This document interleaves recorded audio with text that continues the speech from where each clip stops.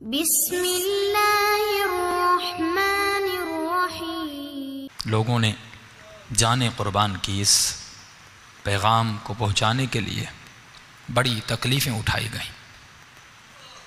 یہ واقعہ شاید بتا چکا، یاد نہیں آ رہا مجھے، کہ ایک شخص تھا، اسے اپنے گھر میں ہر سال امام حسین کی 10 مجلسیں کرواتا تھا، لیکن ایک دفعہ شدید غریب ہو گیا، مال پیسہ ختم ہو گیا۔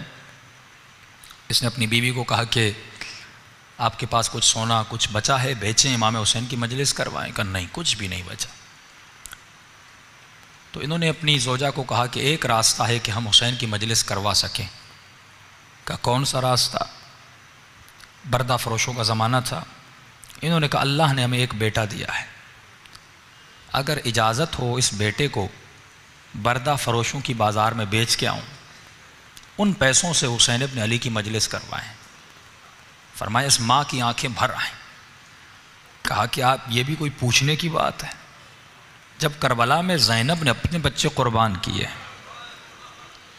اس ذکر کو بچانے کے لیے چپا چپا کونا کونا بی بی نے تازیانے کھائے، زندانوں کی اذیتیں برداشت کیں، میرا بیٹا کیا ہے، لے جاؤ۔ یہ اپنے بیٹے کو لے گیا، کہتا ہے میں نے ذہن میں قیمت بنائی تھی کہ اتنے میں اپنے بیٹے کو بیچوں گا، کسی نے میری قیمت ادا نہیں کی۔ دور سے ایک گھوڑے سوار آ رہا تھا، چہرے پہ نقاب لگا تھا، عربی لباس میں تھا، اس نے میری منہ مانگی قیمت سے بھی زیادہ مجھے پیسے دیے۔ میرے بیٹے کو لے کے چلا گیا۔ کہ راستے میں جب گھر کی طرف جا رہا تھا، بیٹا یاد آ رہا تھا اور آنکھوں سے آنسو بھی بہہ رہے تھے، لیکن میں اپنے خیال کو کربلا کی طرف لے جا رہا تھا۔ میں نے کہا حسین نے بھی تو علی اکبر قربان کیا تھا، زینب نے بھی تو اون و محمد کو قربان کیا تھا، رباب نے بھی تو علی اصغر کو قربان کیا تھا، میری قربانی کیا ہے؟ میرے بیٹے کے بدن پہ زخم تو نہیں لگیں گے، جیے گا، زندگی کرے گا، لیکن ماں باپ سے دور رہے گا۔ کہتا ہے گھر گیا، امام کی مجلس شروع کروائی، پہلا دن گزرا، دوسرا دن گزرا، تیسرے دن میرے دروازے پہ دستک ہوئی۔ جب میں نے دروازہ کھولا تو میرا نوجوان بیٹا دروازے پہ کھڑا تھا۔ ایک مرتبہ میں نے بیٹے کو سینے سے لگایا، میں نے کہا میرے لال، کہیں تم نے اپنے آقا سے خیانت تو نہیں کی؟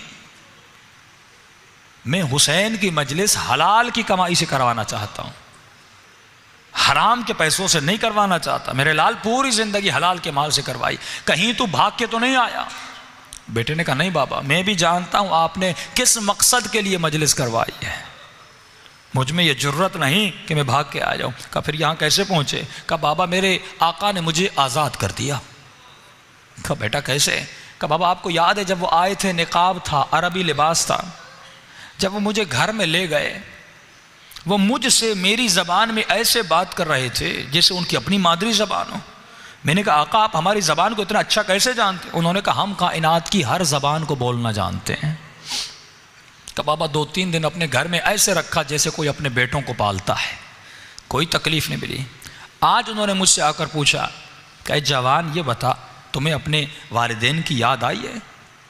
میں نے کہا آقا یاد تو آئی ہے، لیکن انہوں نے مجھے بڑے عظیم مقصد کے لیے بیچا ہے، میں واپس نہیں جاؤں گا۔ انہوں نے کہا میرے لال مجھے پتا ہے بیٹوں کی دوری کا درد کیا ہوتا ہے، بیٹوں کی دوری کی تکلیف کیا ہوتی ہے۔ جاؤ میں نے تجھے آزاد کیا، اور جب تمہارا باپ تم سے پوچھے کہ تمہیں کس نے آزاد کیا، بتانا جس کی مجلس کروا رہے ہو اسی حسین ابن علی نے آزاد کیا۔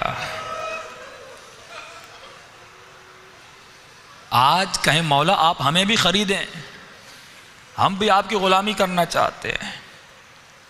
جو خود کو حسین کی دربار میں بیچ دے، غلامی حسین میں چلا جائے۔